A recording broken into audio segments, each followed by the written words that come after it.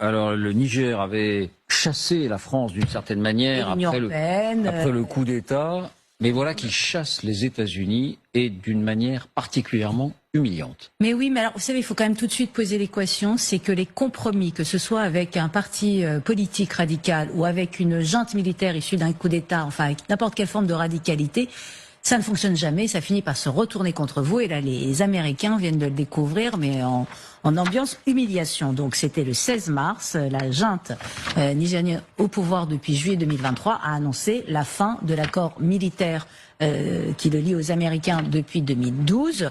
Unilatéralement, c'est comme ça, maintenant vous pliez bagages à la française, vous partez. Parce qu'il y avait une base militaire importante qui est important à Agadez et qui permet, pour faire simple, de surveiller le Sahel et le Sahara, et en l'occurrence qui est essentiel pour le renseignement sur les islamistes. J'en ai assez parlé ici, que les islamistes s'agitent beaucoup sur place.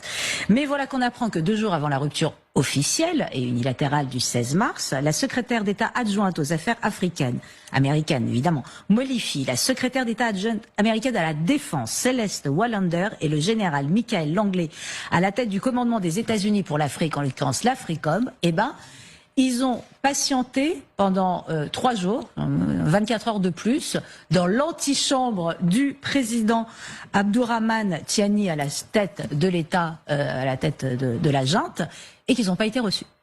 Finalement pas reçus. Non. Ils ont poireauté et ils n'ont pas été reçus. 24 heures de plus, ils ont décalé le voyage pour rester encore plus. Ils n'ont vu que le Premier ministre. Et le porte-parole de la junte a expliqué l'arrivée de la délégation américaine n'a pas respecté les usages diplomatiques venant de types qui viennent de faire un coup d'État. C'était assez piquant. La secrétaire d'État aux affaires américaines Molifi a une attitude condescendante assortie de menaces et de représailles. C'est extraordinaire. C'est extraordinaire pourquoi? Parce que depuis ce coup d'État en juillet 2023, pour le dire très simplement, parce que j'ai pas assez de temps à résumer, les Américains font la danse des 7 voiles à la junte militaire.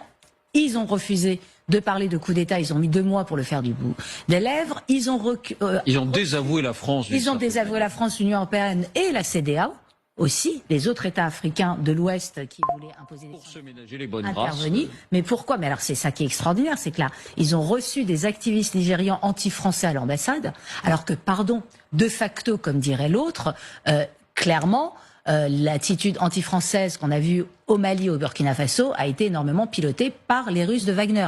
Et les Américains ont cru, parce que le nouveau chef d'état-major nommé par la junte, le général Barmou, avait fait ses études à Washington, que ça allait le faire.